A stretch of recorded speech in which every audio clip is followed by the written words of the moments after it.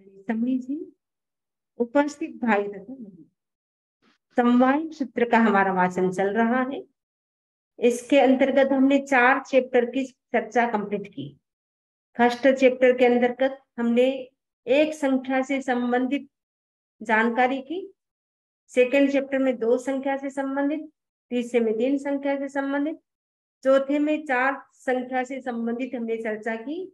जो अभी आपको कल की जिस्ट आपको कानमल जी बता रहे थे, 4 दशाएं होती है, 4 संज्ञा होती है, 4 ध्यान होते हैं, 4 विकथाएं होती है, तो सब 4 होते हैं।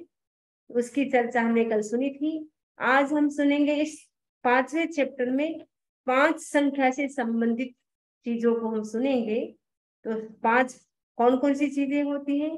तो भगवान कहते हैं पंच क्रिया पनरता, क्रिया 5 प्रकार की होती है। कौन कौन सी? काया, अहिगरणीय, पाउसिया, मारितावणिया, पाणाई बाई क्रिया। 5 क्रिया कौन सी है? सबसे पहले काया, काया का मतलब काई की क्रिया। अहिगरणीय, अहि का मतलब अधिकरणी की क्रिया। ध था उसका ह हो गया, थ ध थ ध भाम सूत्र से, तो अधिकरणी की क्रिया। तीसरी है पाउशिया, पाउशिया का मतलब प्रादोषिकी क्रिया। पारितावण्य का मतलब होता है प्राणातिपात, पारितापनी की क्रिया। पारितावण्य का मतलब पारितापनी की क्रिया। प्राणाई वायु क्रिया का मतलब है प्राणातिपात क्रिया। तो क्रिया 5 प्रकार की हो गई।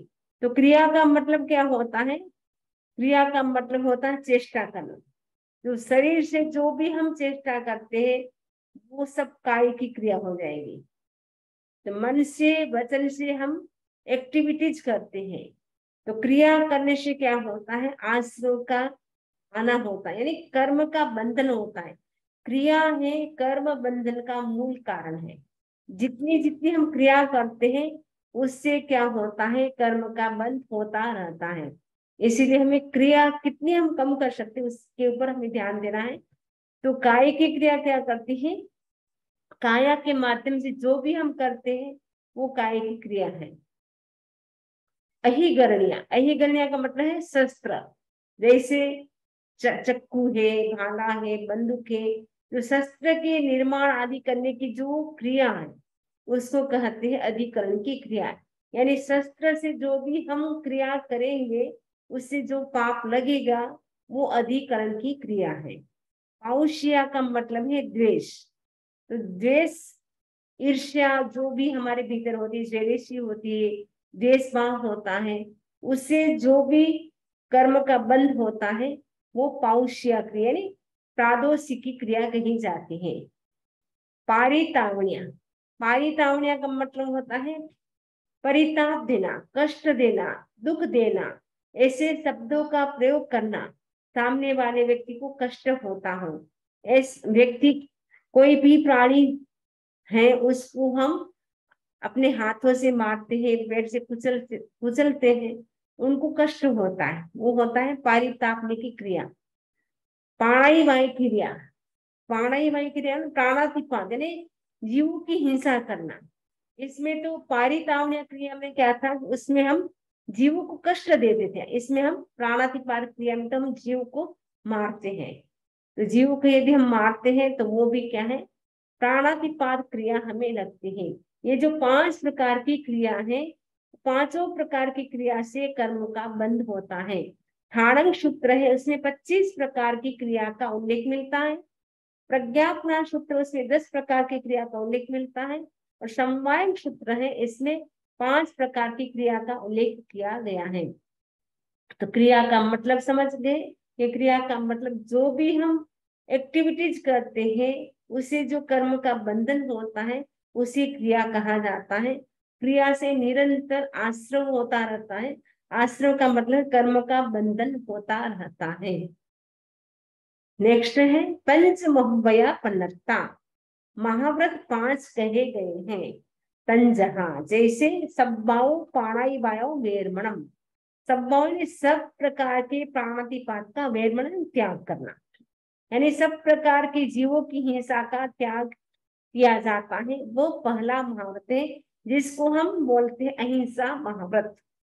सब्बाओ मूसावायो भेरमल, सब प्रकार के मृषावाद, मृषावाद का मतलब सब प्रकार के झूठ, झूठ साथ चलती रहती है। तो जितने भी झूठ है, सब प्रकार की, सूक्ष्म हो चाहे स्थूल, सब प्रकार की झूठ बोलने का, असत्य भाषा का त्याग किया जाता है, वो होता है मृषावाद, यानी सत्य महाव्रत होता है। मृषावाद यानी झूठ बोलने का त्याग कर दिया तो वो क्या हो जाएगा, सत्य। तो सत्य महाव्रत में किसी भी प्रकार का झूठ नहीं बोला जाता है, सब प्रकार का झूठ बोलने का त्याग होता है।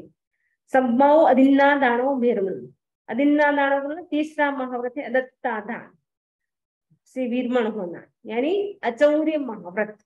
तो यानी अधिन्ना दान, अधिन्न यानी बिना दिए हुए वस्तुओं को न लेना, यानी किसी की वस्तु है तो उसको हमें परमिशन से ले ले, उसका अगर हमें उपयोग करना है तो परमिशन ले सकते हैं कि हमें पेंसिल चाहिए, हम क्या आपकी पेंसिल ले सकते हैं, can I take your pencil, क्या आपकी हम पेंसिल यूज कर सकते हैं, ले सकते हैं। आप ये बुक ले सकते हैं, बिना कुछ पढ़ी है आप उठा करके पढ़ने लग गए तो उसमें भी हमें चोरी का दोष लगता है। तो किसी की वस्तु है तो हमें क्या करना है, उसकी परमिशन ले करके हम उपयोग में ले, तब तो हमें चोरी का पाप नहीं लगता है, अदरवाइज हमें पाप लगता है। तो जो मुनि राज होते हैं, जो साधु होते हैं, वो क्या करते हैं, उनके तीसरा महाव्रत होता है अचौर्य महाव्रत।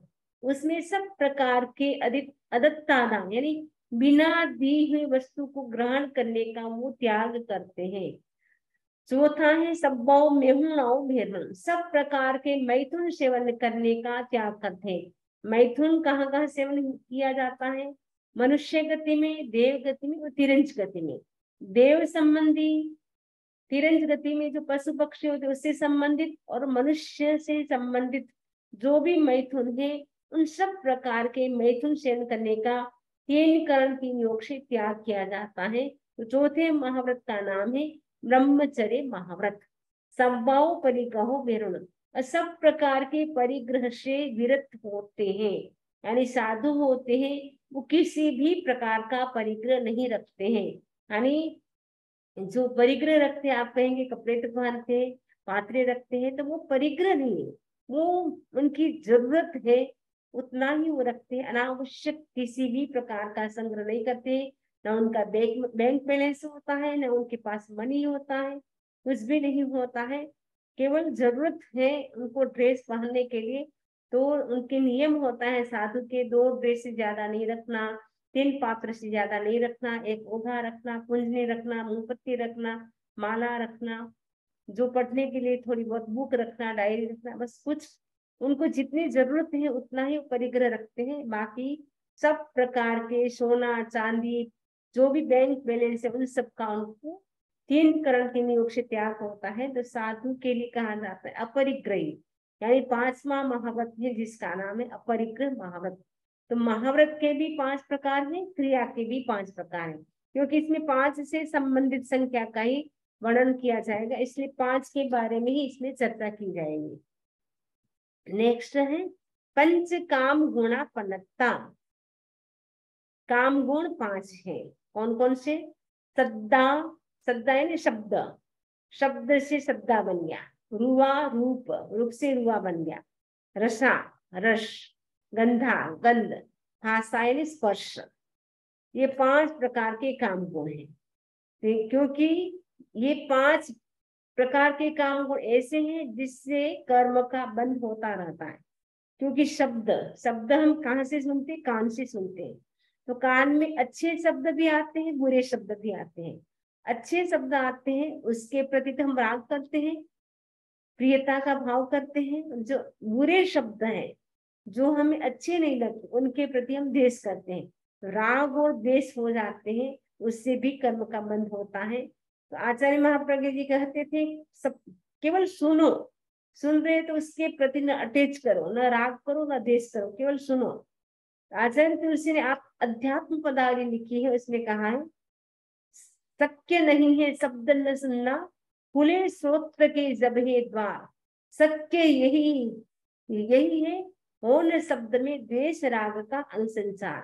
कान खुले हैं, ये संभव नहीं कि हम शब्द को न सुने, लेकिन ये संभव है, ये पॉसिबल है कि हम उसके प्रति होने वाला न राग करें न द्वेष करें। वो पॉसिबल हो सकता है, लेकिन ये नहीं कि हम शब्द न सुने। कान खुले हैं, भले हम मेडिटेशन भी कर रहे हैं, लेकिन हमारे कान खुले हैं तो आवाज आएगी, लेकिन हमें उनके प्रति न राग करना है न द्वेष करना है।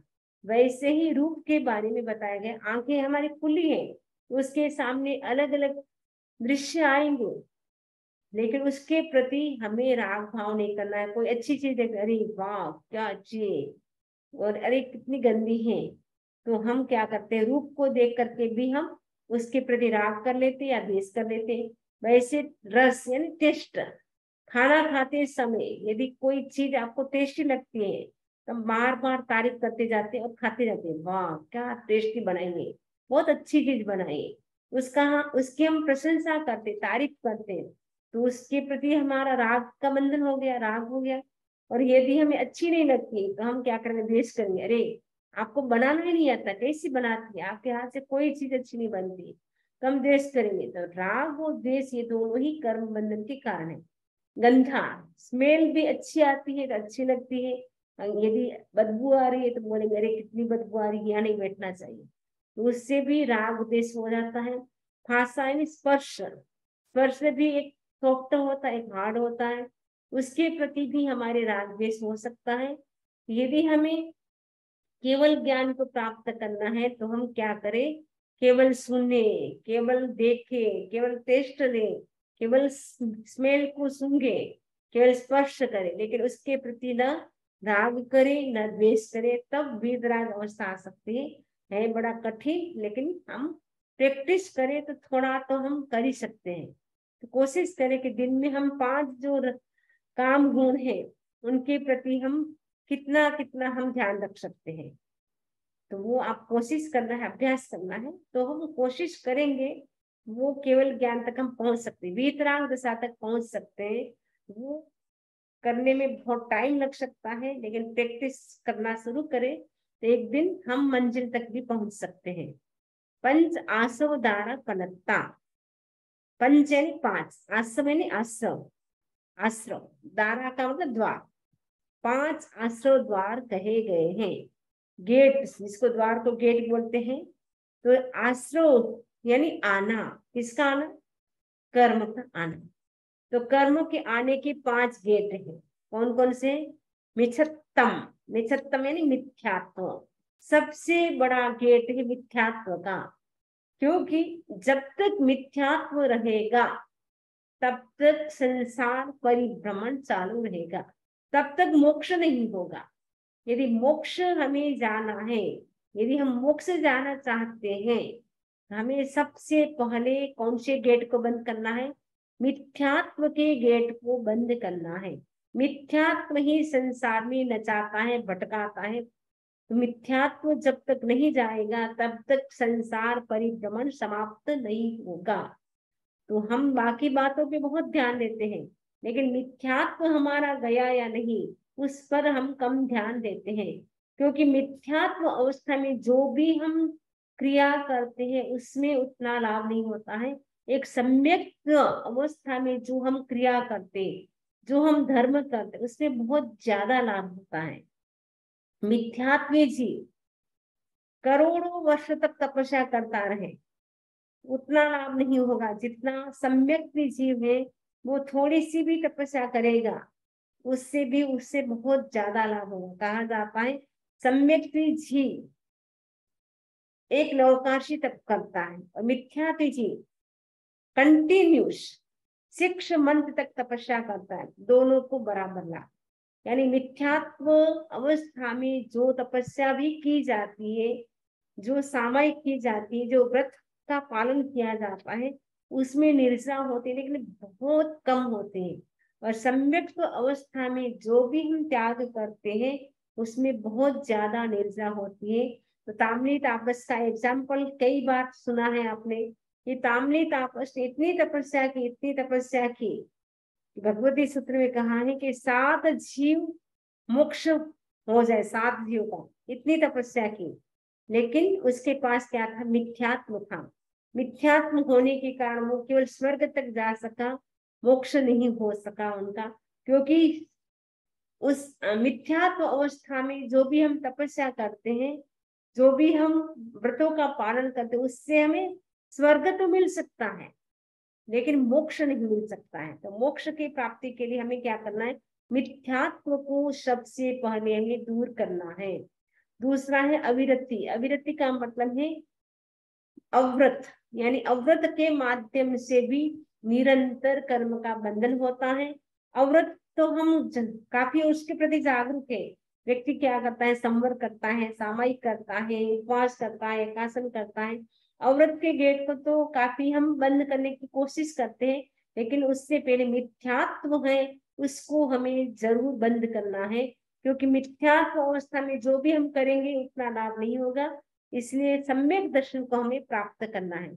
अव्रत को रोकने के लिए हम क्या करें? 12 व्रतों को स्वीकार करें, क्योंकि निरंतर कर्म का बंधन हो रहा है। तो यदि हम त्याग करेंगे, 12 व्रत ग्रहण करेंगे, क्योंकि साधु नहीं बन सकते। साधु तो पूर्ण रूप से पांचों महाव्रतों का पालन करते हैं, यानी पूरी संवत की साधना करते हैं लाइफ लॉन्ग। लेकिन श्रावक नहीं कर सकता है, तो इतना तो कर ही सकता है कि 12 व्रतों को स्वीकार करे। ये मनुष्य जीवन की सफलता उसी में है कि श्रावक तो अवश्य बने। साधु बने तो बहुत अच्छी बात है, साधु न बन सके तो कम से कम श्रावक तो हम बने ही, तभी इस मनुष्य जीवन की सार्थकता है। अदरवाइज इस मनुष्य जीवन का फिर वो सार्थकता नहीं होगी, निरर्थक हमारा जीवन चला जाएगा। करोड़ों हीरे माणक मोती का कितना कॉस्ट होता, कितना मूल्य होता, उससे भी ज्यादा कीमती क्या है? मनुष्य के जीवन का एक पल। एक पल में मनुष्य जितनी निर्जरा कर सकता है, करोड़ों वर्षों सागरोपम आयुष्य मिलने पर भी देवता नहीं कर सकता है। क्योंकि देवता क्या नहीं कर सकता? त्याग नहीं कर सकता है। यद्यपि देवता भी हजारों हजारों वर्ष तक खाना नहीं खाते हैं। हम अभी देखा इसमें आएगा 5,000 वर्ष के बाद खाने की इच्छा होगी। कल हमने सुना था 4 की बातों में कि 4,000 वर्ष के बाद जिन देवताओं का आयुष्य 4 सागरूपम का होता है, वो 4,000 वर्ष के बाद उनको खाने की इच्छा होती है। तो जितनी जितनी जैसी आयुष्य होती है, वैसे वैसे उनके लेट लेट उनकी खाने की भी इच्छा होती है। जितना कम खाते हैं उतना लंबा जीते, जितना ज्यादा खाते हैं उतना हम कम जीते हैं। तो यह भी इससे सिद्ध हो रहा। आगम स्वयं बता रहे हैं कि जो देवता कम खाते हैं वो लंबे समय तक जीते हैं। तो देवता में भी ऐसा होता है, वैसे मनुष्य में भी होता है। तो मनुष्य भी हम ज्यादा खाएंगे तो हमारा डाइजेशन सिस्टम जल्दी खराब हो जाएगा, आंतों को ज्यादा काम करना पड़ेगा, तो फिर उससे हम जल्दी चले जाएंगे। इसीलिए हमें क्या करना है? खाने पर भी कंट्रोल करना है। हमारा सबसे अच्छा तप है, और कुछ न कर सके, नवकार्षी तप। सूर्योदय के साथ 48 मिनट के बाद वो कंप्लीट हो जाता है। तो यानी रात को सोते समय आपको त्याग करना है नवकाशी का, और सुबह नवकाशी यानी सनराइज के बाद 48 मिनट हो जाए तब नवकाशी आप तैयार यानी पूरी हो जाती है। और एक नवकाशी यदि सम्यक तो अवस्था में करते हैं तो 100 वर्षों तक, 100 ईयर तक जो नारकी जीव है वो कर्म भोग, इतनी वेदना भोग करके कर्म को खपाते हैं, उतना केवल हम नवकाश तब से उतनी निर्जा कर लेते हैं। कितना बड़ा लाभ है। यदि हम कोशी करते हैं 1,000 वर्ष की नारकी का जो दुख व्यक्ति भोगेगा 1,000 वर्ष तक वहां रह करके, वो मात्र हम कोशी करके 1,000 वर्ष के नारकी के बंधन को हम तोड़ सकते हैं। तो इतना बड़ा लाभ है। यदि हम उपवास करें, एकासन करें तो और अधिक लाभ होता जाता है। तो हमें अव्रत को रोकने के लिए हम क्या करें? ज्यादा से ज्यादा त्याग करें। खाना खा के त्याग करें, लंच लेकर के त्याग करें, नाश्ता यानी ब्रेकफास्ट करके त्याग करें। बस खाया, इधर इधर त्याग। जितना आप त्याग में रहेंगे उतना लाभ ज्यादा होगा। अव्रत का गेट उतना बंद होता जाएगा, कर्म स्टॉप होता जाएगा, और उससे हमारे नए कर्म का बंधन नहीं होगा। पमा यानी प्रमाण, आलस्य नहीं करना है। धर्म के काम में व्यक्ति को आलस्य हो जाता है कि आज सामयिक नहीं करेंगे, कल करेंगे, आज तो थकान आ गई। लेकिन हमें जो पाप कर्म का काम है उसको हम कल पे छोड़ दे, लेकिन धर्म का काम है उसको तो आज ही हमें करना है। कल का दिन किसने देखा? कल आएगा या काल आएगा पता नहीं, कब क्या स्थिति घटित हो जाए पता नहीं। तो भगवान कहते हैं समयम गोयम भापुम, हे गौतम क्षण भर भी प्रमाद मत करो। ये मनुष्य जीवन मिला है, इसमें ही हम कुछ कर सकते हैं। बाकी गति में तो खाना पीना सोना वही करना है और वेदना भोगना, बाकी कुछ भी धर्म ध्यान की आराधना नहीं कर सकते। एक मनुष्य गति में ही कर सकते हैं, मनुष्य गति वाले जीव ही मोक्ष जा सकते हैं। इसलिए हमें प्रमाद से बचना है। नेक्स्ट है कसाय। तो कसाय के बारे में कल सुना था, 4 प्रकार की कसाय होती है। कसाय भी संसार में जीव को परिभ्रमण कराती रहती है। जोगा यानी योग, योग यानी प्रवृत्ति किसकी, मन वचन और काय की। ये तीनों प्रकार के, मन से भी व्यक्ति कर्म का बंधन करता है, वचन से और काय से। तो अध्यात्म सार जो ग्रंथ है उसमें कहा गया कि वचन से व्यक्ति अच्छे शब्दों का प्रयोग कर रहा है, शरीर से भी अच्छी एक्टिविटीज कर रहा है, लेकिन मन यदि उसके मन में बुरे विचार आ रहे हैं, बुरे भाव आ रहे हैं, तो उसको कुछ भी लाभ नहीं होगा। आप शरीर से तो आप सामायिक में बैठे हैं, लेकिन मन में तो क्या क्या चल रहा है। तो यदि इस प्रकार की हमारी दोहरी वृत्ति होती है तो उससे हमें लाभ नहीं होता है। इसीलिए हमें क्या करना है, मन शुद्धि बहुत जरूरी है। मन शुद्धि होगी तो तन शुद्धि भी होगी, वचन शुद्धि भी होगी। तो मन से हम ज्यादा कर्म का बंधन करते हैं। तंदुल मत्स्य का उदाहरण उसमें भी आया अध्यात्म सार में, कि तंदुल मत्स्य ने 48 मिनट के आयुष्य में मन से 7वीं नारकी के बंधन कर लिए, यानी 7वीं नारकी में चला गया। मन से इतने कर्म बांध दो, वचन से उसने कुछ नहीं किया, शरीर से भी उसने कुछ नहीं किया, कि मन से ही इतने कर्म का बंधन कर लिया। हमें क्या करना है, मन को साफ रखना बहुत जरूरी है। ऊपर से तो हम बहुत कर रहे हैं, शरीर से कर रहे हैं, वचन से भी आप ऐसे शब्दों का प्रयोग नहीं करते हैं, क्योंकि आप सोचेंगे अरे मेरे बारे में लोग क्या सोचेंगे, कैसे शब्द का प्रयोग करता है। और शरीर से भी आप अच्छी एक्टिविटीज कर रहे हैं, सामायिक करते हैं, मौन करते हैं, बहुत कुछ करते हैं, ध्यान करते हैं। बाहर से तो लगता है बहुत धार्मिक है, लेकिन मन में पता नहीं क्या क्या चल रहा है। मन को साथ साथ में वो ऐसा नहीं कि हमारा मन तो भटकता, हम करेंगे नहीं, लेकिन करना है। लेकिन साथ में हमें मन पर अपने कंट्रोल में रखना जरूरी है। अपने मन को कंट्रोल में रखेंगे तो वो भी एक दिन आपके वश में हो जाएगा, कंट्रोल हो जाएगा। तो मन वचन और शरीर की प्रवृत्ति को योग कहते हैं। ये आश्रव के 5 द्वार हैं। ये 5 जो आश्रव हैं उनसे हम कितने बच सकते हैं, क्योंकि आश्रव से निरंतर कर्म का बंधन होता रहता है। प्रत्येक संसारी जीव के निरंतर 7-8 कर्म का बंधन होता रहता है। 7-8 इसीलिए कहा क्योंकि आयुष्य कर्म का बंध मात्र एक बार ही होता है लाइफ में। 6-7 कर्म का बंधन प्रतीक्षा एवरी मोमेंट होता ही रहता है। इसीलिए कहा गया कि हमें एवरी टाइम क्या करना है, जागरूक रहना है। किसके प्रति, आत्मा के प्रति। घर के काम के प्रति जागरूक है, अपनी हेल्थ के प्रति हम जागरूक है, बिजनेस के प्रति जागरूक है, लेकिन आत्मा के प्रति हम जागरूक नहीं है कि आत्मा पर कितने कितने कर्म का बंधन हो रहा है, कितने कर्म पाप कर्म लग रहे थे, उसकी ओर हम जागरूक नहीं है। बाकी तो हम सब कुछ छोड़ के जाएंगे, साथ में क्या लेके जाएंगे, पुण्य और पाप लेके जाएंगे। तो जितना हम इस जन्म में कर लेंगे तो आने वाला बर्थ भी हमारा श्योर अच्छा होगा। तो ये आश्रव से हमें बचना है। नेक्स्ट है पंच संवर द्वारा पनता। संवर के भी 5 द्वार हैं। जैसे आश्रम के 5 द्वार हैं, वैसे संवर के भी 5 गेट हैं। तो संवर के माध्यम से हम कर्मों को क्या करते, स्टॉप करते, रोक देते हैं। आश्रम से तो कर्म आते हैं, संवर से हम रोक देते हैं। जैसे आपने गेट को बंद कर दिया, लॉक कर दिया गेट को, तो कोई भी नहीं आ सकता है। तो आश्रम में तो क्या था, गेट खुला था। संवर में आपने गेट को लॉक कर दिया, पूरा लॉक कर दिया। बंद करने से भी आ जाता है, लेकिन लॉक कर दिया, स्टॉपर लगा दिया। स्टॉपर लगाने के बाद आप क्या है, एकदम निश्चिंत हो जाते हैं, सोते हैं तो भी, और कहीं बाहर जाते हैं तो भी आप क्या करके जाते हैं, लॉक करके जाते हैं।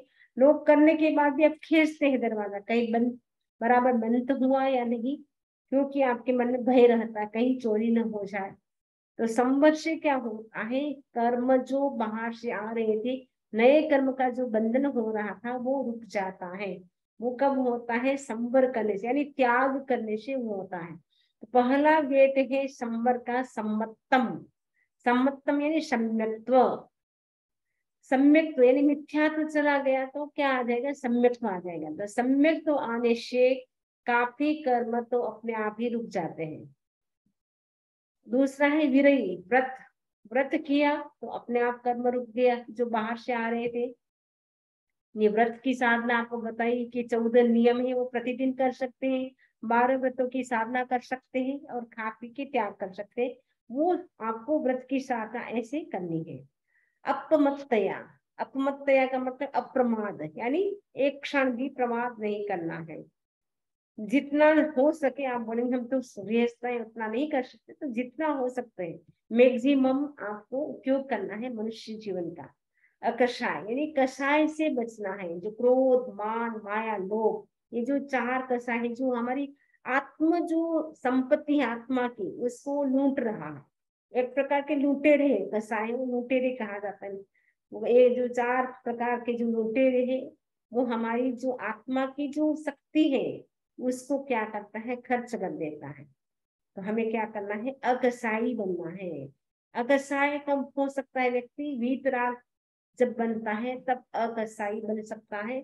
जब तक वो वीतराग नहीं बनता है तब तक तो कसाय रहता है। ये कसाय कब तक रहता है? 10वें गुण स्थान में लोभ कसाय समाप्त होता है, यानी 10 गुण स्थान तक एक कसाय चलता है। 11वें गुण स्थान में कषाय शांत हो जाता है। 12वें गुण स्थान में पूर्ण रूप से क्षीण हो जाता है और 13वें गुण स्थान में तो केवल ज्ञान की प्राप्ति हो जाती है। और 14वें गुण स्थान में तो अयोगी बन जाता है। अजोगय यानी अयोगी। अयोग अवस्था यानी मन वचन काय की प्रवृत्ति पूर्ण रूप से रुक जाती है। वो कहाँ रुकती है? 14वें गुण स्थान में। 14वें गुण स्थान की स्थिति है 5 रस्वाक्षर अ, ई, उ, री, री। बस उतनी सी देर में 4 अघाती कर्म नष्ट होते हैं, इधर शरीर छूटता है और उधर मोक्ष हो जाता है उतने से समय में। तो ये 5 संवर द्वार है। सम्यक संवर, व्रत संवर, अप्रमाण संवर, अकषाय संवर और अजोग यानी अयोग संवर। पंच निजठाणा पनता, निर्जरा के भी 5 स्थान कहे। प्राणाई वावो भेरमणम, प्राणातिपात से विरत होना। तो प्राणातिपात यानी जो जीवों की हिंसा हम नहीं करेंगे उससे भी निर्जरा होती है। मुसावो यानी झूठ नहीं बोलेंगे उससे भी निर्जरा होती है। अदिन्नादान, अदत्तादान यानी बिना दी वस्तु को हम ग्रहण नहीं करेंगे, यानी जब हमें कोई वस्तु देगा या हम परमिशन से लेंगे। अदत्तादान बिना दी वस्तु का उपयोग न करना।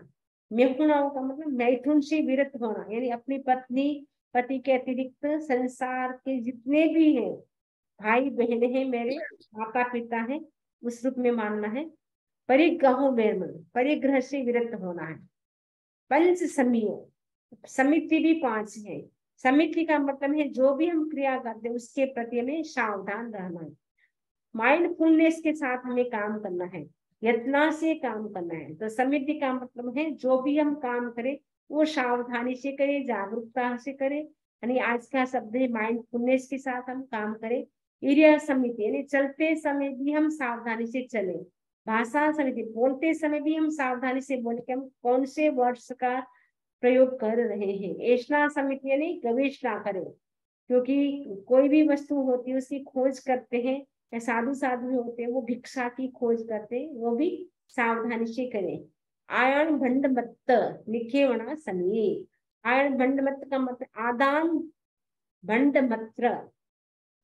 तो आदान जो निक्षेप समिति है उसका भी क्या करें, यानी वस्तु को लेना। भंड का मतलब पात्र होते हैं, भंड मत यानी पात्र जो होते हैं उसको आदान का मतलब लेना और ग्रहण करना। एक तो लेते हैं फिर रखते हैं, उसमें भी हमें सावधानी से लेना है, सावधानी से रखना है। निखेवना हमें मतलब निक्षेप करना, रखना। आदान का मतलब देना, तो रखना और लेना। जो पात्र होते हैं, भांड यानी पात्र जो होते हैं, जो भी होते हैं साधु संतों के मुक्ष होते हैं, पात्र होते हैं, उनको लेते समय रखते समय सावधानी से लेना होता है, रखना होता है। 5वीं समिति है उच्चार पाशवण खेल सिंघाण जल पाई ठामणिया समिति, पहली है इडिया समिति, दूसरी भाषा समिति, तीसरी है ऐशना समिति, चौथी है आदान निक्षेप समिति, पांचवी है उत्सर्ग समिति। उच्चार भाषण खेल सिंगार गान में उत्सर्ग समिति। उत्सर्ग किस किस का करते हैं? मल का करते हैं, मूत्र का करते हैं, श्लेष्म का करते हैं, मेल होता उसका करते हैं। वो जो भी करते हैं उसको हमें सावधानी से करना है। ये 5 समिति हमें सिखाती है कि जो भी हम करें वो माइंडफुलनेस के साथ काम करें। चले तो भी देख करके चले, बोले तो भी हम पूरे सावधानी से बोले, और ऐशना करे तो भी हम सावधानी से ऐशना करें। ये सारी इसमें बताया गया है। संयम के गमनागमन में सावधानी रखना इडिया समिति है। बोलने को बोलने में सावधानी रखना, हित मित प्रिय वचन बोलना भाषा समिति है। गोचरी में सावधानी रखना, और संयम के साधक वस्त्र पात्र शास्त्र आदि के ग्रहण करने रखने में भी सावधानी रखना। उच्चार का मतलब है मल, प्रसरण यानी मूत्र, श्लेष यानी कफ, सिंगार यानी नासिका मल, नाक का मेल, और जल का मतलब शरीर का मल। परित्याग करने में सावधानी रखना। ये 5 प्रतिष्ठापना समिति है। पंच अत्थिकाया पनत्ता तंजहा। अत्थिकाय अस्थि, अस्थि का अस्थि बन गया। 5 अस्थिकाय हैं। कौन कौन से? धम्मत्थिकाय धर्मास्थिकाय, अधम्मत्थिकाय अधर्मास्थिकाय, आकाशत्थिकाय आकाशास्थिकाय, जीवत्थिकाय जीवास्थिकाय, पोगलत्थिकाय पुद्गलास्थिकाय। ये कितने हो गए द्रव्य? 5 द्रव्य हैं। ये 5 द्रव्य हैं। उसकी भी हमने काफी बार चर्चा की है। जैन तत्व विद्या पूरी इसके ऊपर हमने डिटेल से चर्चा की है। अगर किसी को डिटेल्स जानना हो 5 अस्थिकाय के बारे में, वो आप जैन तत्व विद्या का जो यूट्यूब में है लेक्चर, उसको आप सुन सकते हैं। तो नेक्स्ट है हमारा रोहिणी नक्षत्र पंच तारे पनत्ते। जो रोहिणी नक्षत्र है उसके 5 तारे हैं। पुनर्वसु नक्षत्र पंच तारे पनत्ते। जो पुनर्वसु नाम का जो नक्षत्र है उसके भी 5 तारे हैं। हस्त नक्षत्र पंच तारे पनत्ते। हस्त नक्षत्र है उसके भी 5 तारे। विशाखा नक्षत्र पंच तारे पनत्ते। धनिष्ठा नक्षत्र पंच तारे। हमने जितने भी जो नक्षत्र इसमें बताए हैं, विशाखा नक्षत्र, धनिष्ठा नक्षत्र, पुनर्वसु नक्षत्र, हस्त नक्षत्र, रोहिणी नक्षत्र, सबके 5 तारे, सबके 5-5 विमान।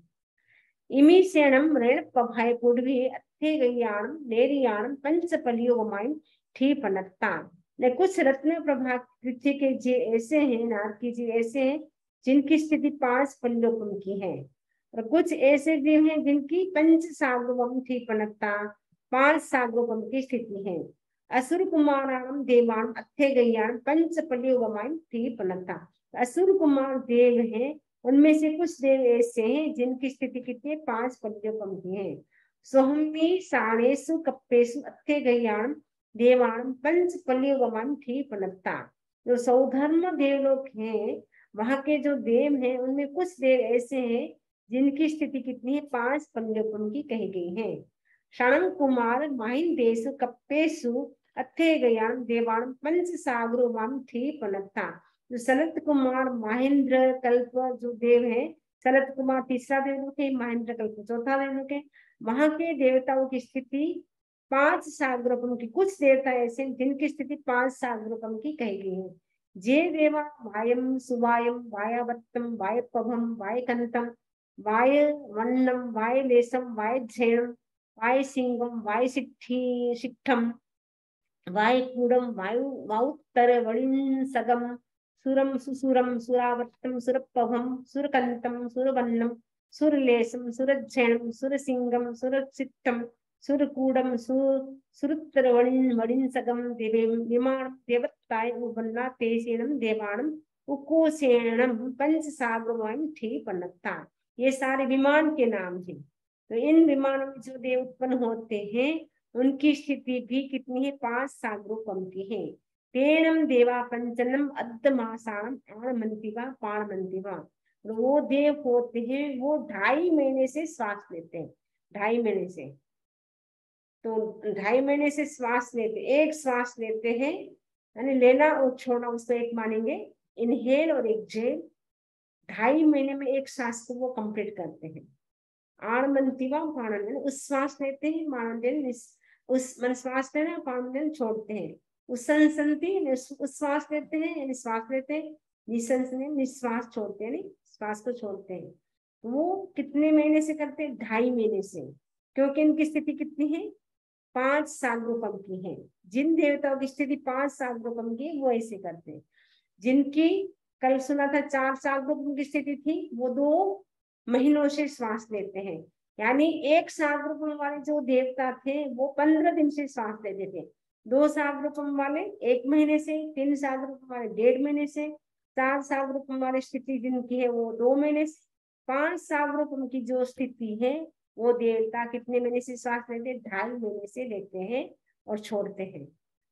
और वो ये जो देवता 5,000 जिनकी मतलब स्थिति 5 सागरोपम की है, वो आहार की इच्छा यानी भोजन करने की इच्छा उनको कब होती है? 5,000 वर्ष के बाद उनकी होती है।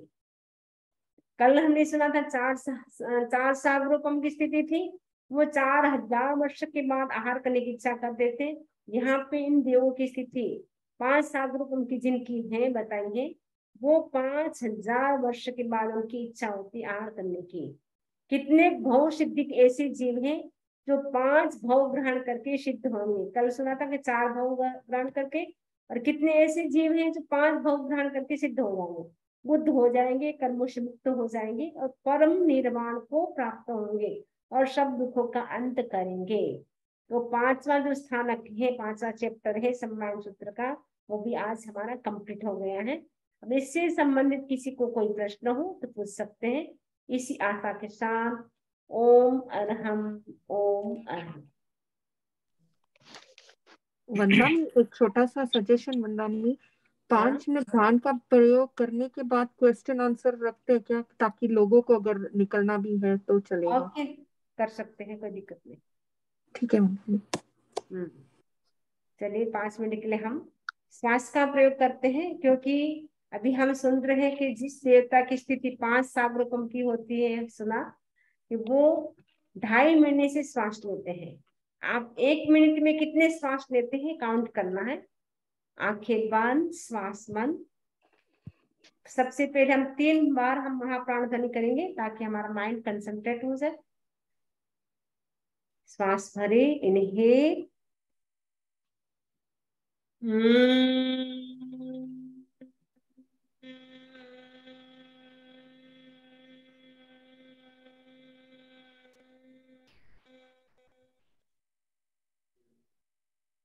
इनहेल,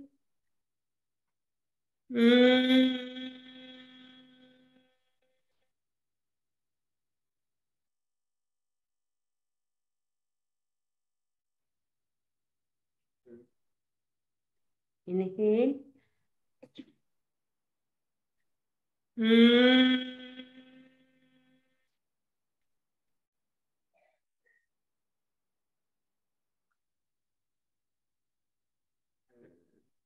शांत, आंखें बंद, श्वास बंद। शरीर को स्थिर, शिथिल एवं तनाव मुक्त करें। मेरुदंड एवं गर्दन सीधी रहे। पूरी स्थिरता, हलन चलन नहीं। 1 मिनट के लिए हम श्वास का प्रयोग करेंगे।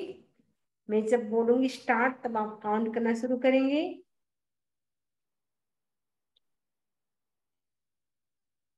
स्टार्ट।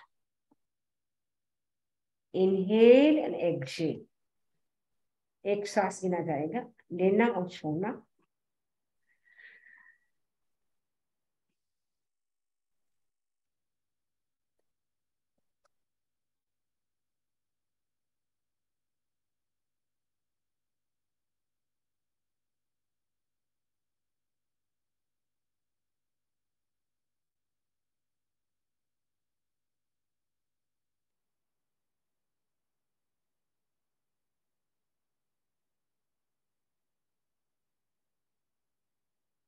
तो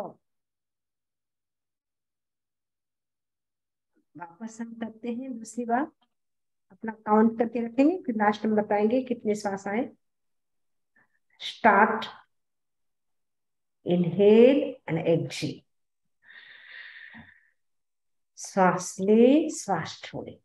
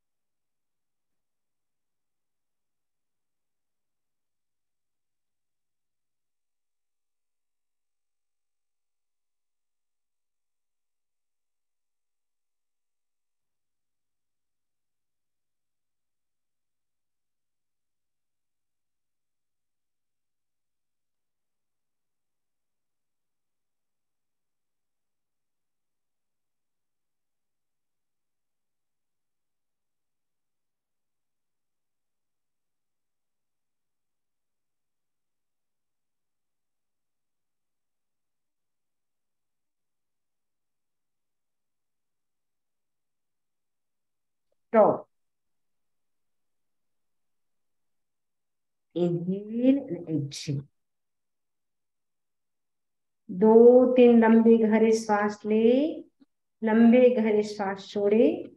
प्रयोग संपन्न। ओम अरहम, ओम अरहम। सब बताएंगे।